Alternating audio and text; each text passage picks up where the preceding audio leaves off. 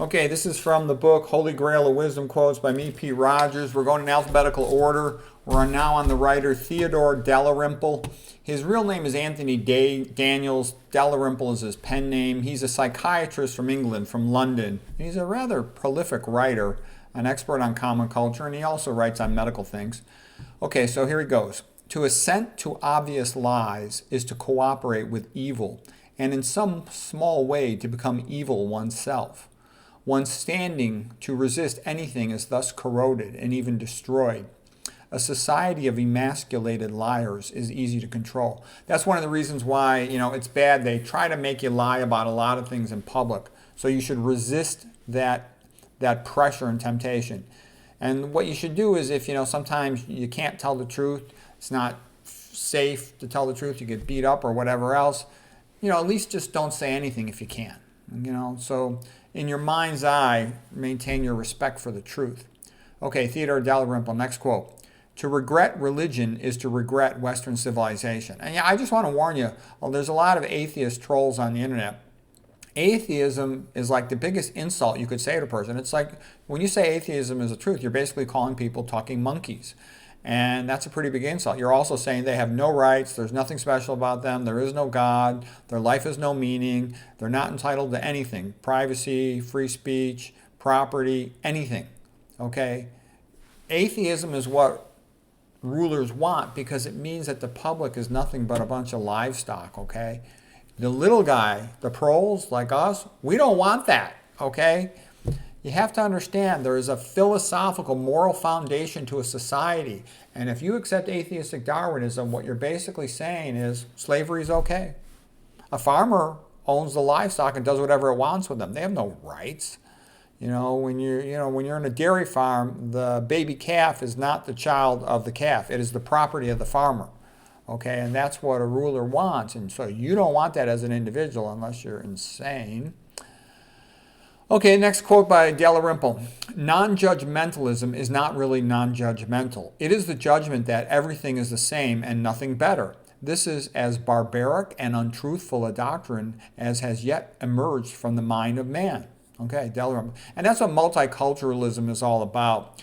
It's gaslighting to destroy Western civilization.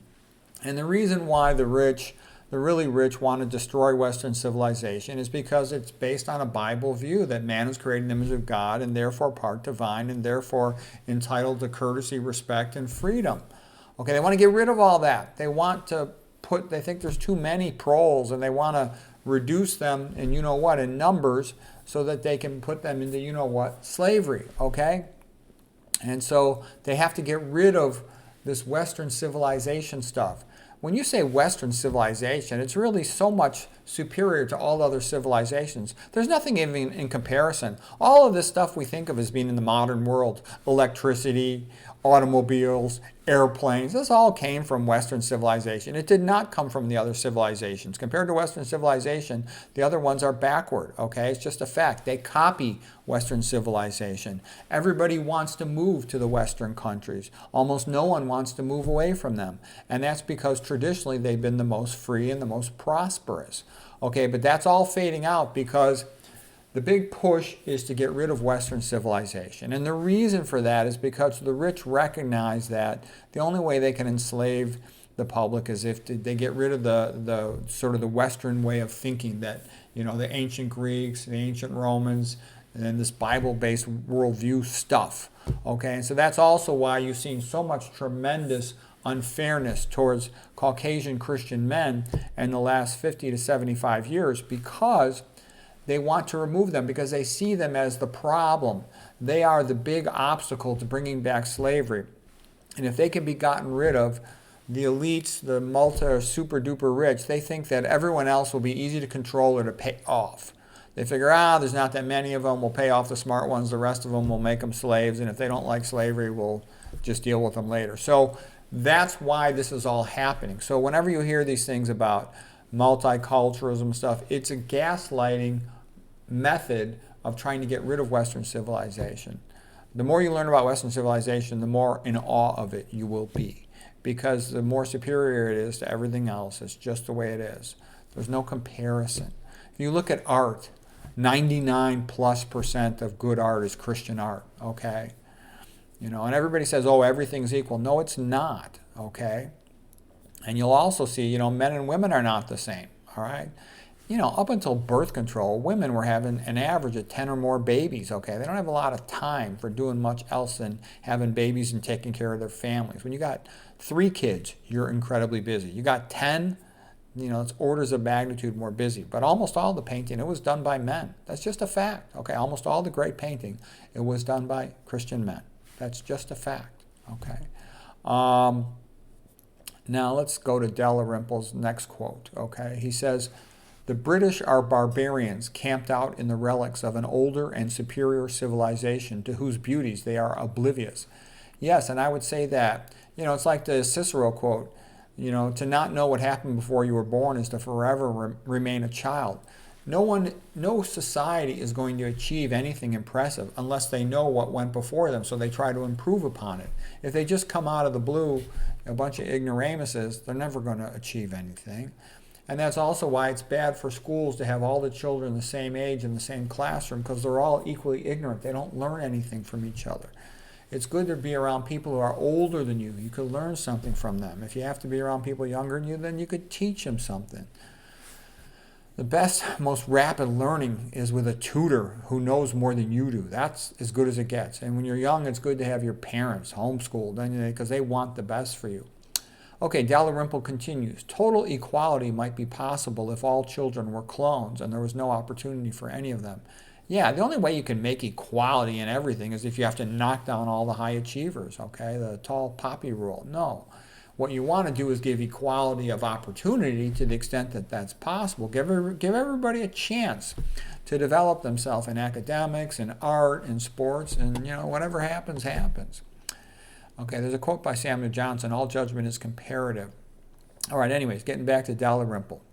"The notion of an imbalance in brain chemicals," and he's a psychiatrist, by the way, "the notion of an imbalance in brain chemicals as the origin of one's thoughts, desires, mood, and behavior, especially when bad, was accepted by educated people of the 20th century with a credulity not exceeded by that of medieval peasants in the face of religious relics." Yeah, that's a good one. "Though with less beneficial aesthetic and possibly psychological results.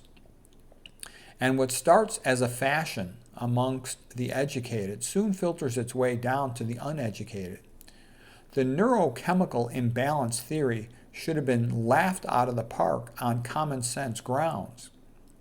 To iron out thus and simplify the enormous complexity of our lives and to reduce it to the interplay of a few neurotransmitters known was to make 19th century phrenology look sophisticated by comparison." Yeah, so he's pointing out that the whole neurotransmitter theory of psychiatric disease was a big joke. It was a big fake. It was an advertising trick. They never found single neurotransmitter explanation of the common psychiatric illnesses like depression, schizophrenia, and whatnot. That was just a way to sell drugs. And a lot of people suffered terrible side effects from these drugs. Okay, so Dalrymple continues. "Practically all claims made on behalf of SSRIs were not only false, but were deliberate lies. Lies by implication, the most effective kind of lie, not only because they can be disavowed when exposed, but because the implicit lie is always more effective than the explicit lie." Neurotransmitter reductionism. Neurotransmitter imbalances are to the modern person what used to be called alien spirits to be exorcised. Okay? All right, so he's making a good point. All of these psychiatric drugs are a big lie. And there never was a single neurotransmitter explanation for depression with serotonin deficiency. You know, it's just BS. And so all these drugs didn't really work, and all these patients were put on these drugs, and many suffered very terrible complications. And it's really sad. But it just goes to show, you know, once money gets involved, science becomes fake because it's always done to promote the drugs or whatever the product is. And it's nice to see that he's another psychiatrist amongst the many, and all the good ones know this and they'll tell you this. Psychiatric drugs are fake. They cause a chemical lobotomy. They cause brain damage, and they're bad. Okay, so now he talks a little bit about Freud, and Freud was another phony, bogus scumbag. When the more you learn about Freud, the more you will hate him. Just, listen to what Dalrymple says. If you really want to learn about him, read what Thomas Shaws has to say about him. Okay? Okay, here's Dalrymple. So absurd does Freudianism now seem to us, so evidently false that we forget what it had held on our self-conception only a few decades ago. Like one of the things they said is, every boy wants to have sex with his mother. It's like, are you insane? A young boy doesn't even know what sex is. I remember I was in 6th grade and I was playing basketball, and the basketball got stuck in the little wedged corner between the metal basketball rim and the big white backboard of the basketball. And so there was no one around to get it, and I didn't have another basketball to throw to hit it to knock it down, so I had to climb up the basketball pole. Okay, and something happened when I was climbing up the basketball pole for the first time in my life, and I'm like, oh my goodness, I found my special purpose. But I learned that in 6th grade, okay? How would I have known that earlier and wanted to sleep with my mother? It's insane, okay? The Oedipal theory and all that other stuff was a bunch of BS. And people don't even understand how rude and crazy Freud was. If a woman was frigid and wouldn't sleep with her husband, he would give her electroshock, okay? Anyways, let us continue. He says, man is not so much a problem-solving animal as a problem-creating one. Psychoanalysis, as well as death, becomes a bourne from which no traveler returns. And like anything indulged in for a long time, concern of the small change of life becomes a habit, and it becomes an irritating one that inhibits interest in taking part in the wider world. It is a poor center of a man's attention to put it on himself. Compared with psychoanalysis, divination by entrails of the liver from sacrificed animals is harmless to the character, for although it is absurd, it is at least limited in time.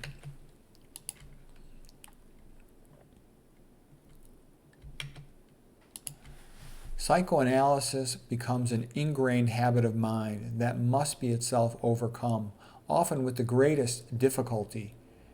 If a person undergoing psychoanalysis is not to torment themselves and others for the rest of their life with seeking hidden meanings of utterances such as good morning and how are you today, so easily interpreted as a wish that the person thus addressed may drop dead. If psychoanalysis had been invented by cavemen, mankind would still be living in caves. Freud was a habitual liar in the way that Henry Ford made cars. He was a shameless manipulator of people. He would brook no opposition or competition. He was to human understanding what the Piltdown man was to anthropology. Yeah, Freud, I studied him for a while. It's like, oh my gosh, the more you study him, the more bad you will see that he was. He was evil. Freud was bad, okay? He was so bad it's not even funny. Anyways, read what Thomas Shaws has. Thomas Shaws was a great psychiatrist. You learn from him. So those are the quotes for today. Hope you found that helpful.